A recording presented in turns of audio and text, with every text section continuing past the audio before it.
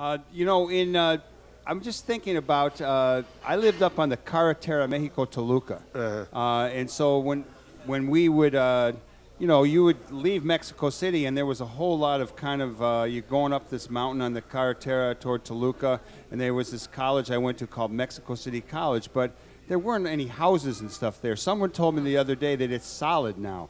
All the way from the center of Mexico City to Toluca, it's just city. Actually, that borough or delegation of State Coajimalpa is not quite as chock-a-block as there's still some rural areas there. But what they built a city within a city there in the Santa Fe development, where all the transnational corporations, 5 universities, 5 different shopping malls, skyscrapers. It's just a first world city in the middle of a third world city. And it's quite a remarkable contrast, and that's right on the road outside going towards Toluca. Yes. John Ross, let me ask you one more question. I know you did a lot of, you spent a lot of time with the Zapatistas, with Comandante Zero.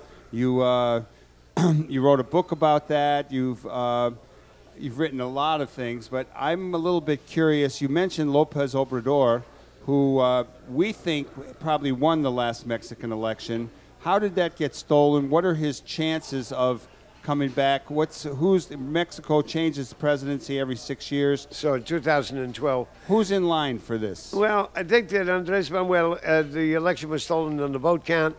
That's the way it usually is. The party in power controls the vote counting machinery. So that's where the elections get taken.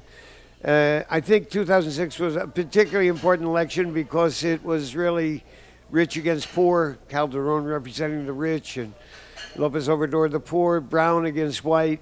Where Mexico was located, was it an ally of Washington, D.C., or was it part of the new left swing of the pendulum in Latin America? All those questions were up in the air.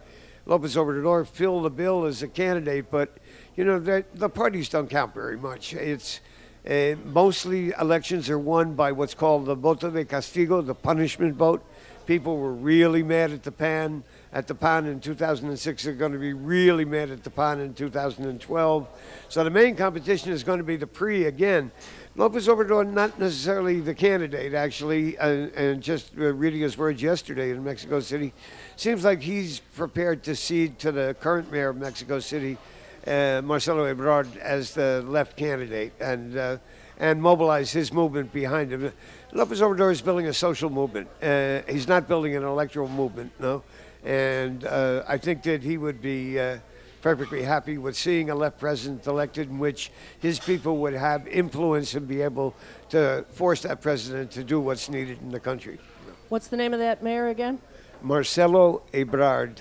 It's kind of a funny name. It's a French name, and he comes from, really, kind of upper crust people. But he's got a kind of Kennedy. He doesn't have much charisma, but he has a kind of Kennedy-like presentation. No. Let's hope a little more depth behind that.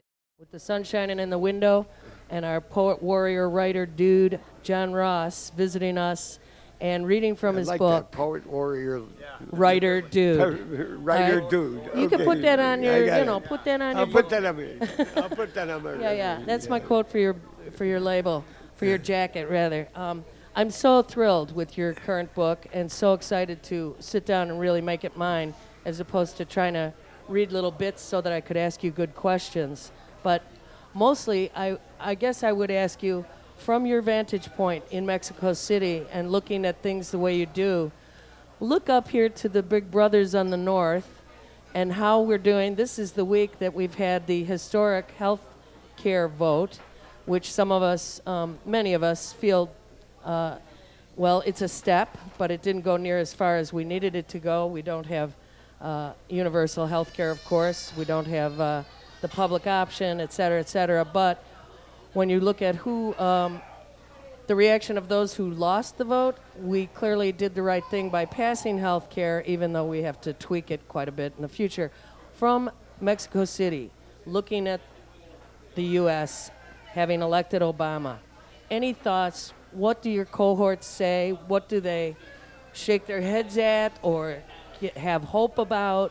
What's the sound on the street when Well, they, when they look at the north? I think the election of Obama was definitely accepted as a change in U.S. politics. You can't fathom how much George Bush was disliked all throughout Latin America, and Might have been his great Spanish accent. certainly in Mexico, which has a love-hate relationship with the U.S. It's the closest Latin American country to the U.S., so all of that energy is kind of focused there.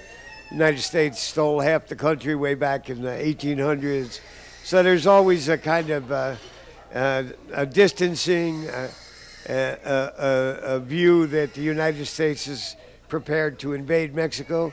And particularly currently with the drug war, there's a lot of talk about U.S. agencies are operating on the ground, all security agencies, DEA, FBI, ICE is operating on the ground in Mexico. Yes, yes. And the next step up is U.S. troops to deal with the drug war. I don't think that'll happen, but we may see contractors like Blackwater on the ground there.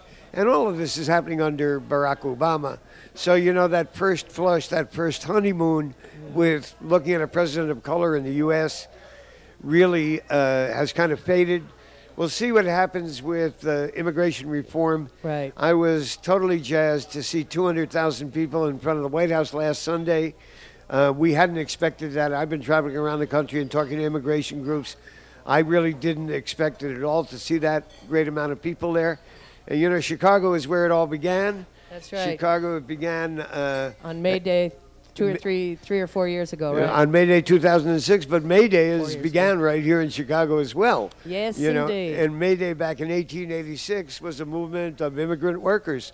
The immigrants were Germans back then, but it was a movement of immigrant workers, and the great marches that were held both here in Chicago and L.A., all around the country on May 1st, 2006, brought out more than 1 million people, was a movement of immigrant workers. And with 200,000 people actually getting on buses and going to Washington, D.C., and demonstrating in support of immigration reform, I think this May 1st can be the biggest one of all. Clearly, undocumented workers have a bit of hope in Barack Obama, and they're coming out of the shadows. And hopefully we'll see a whole lot more people come out of the shadows this May 1st. So, you know, everybody get out there and show your support for immigration reform in this country. John Ross, author and poet and resident of Mexico City, who will be reading from his latest work this Wednesday, the 31st of March, on the Heartland stage at 8 p.m. It's such a pleasure to have you here. We're so grateful to have your visit and to be graced with your presence. Keep that light shining, John Ross. Okay, keep on keeping on. Indeed, indeed.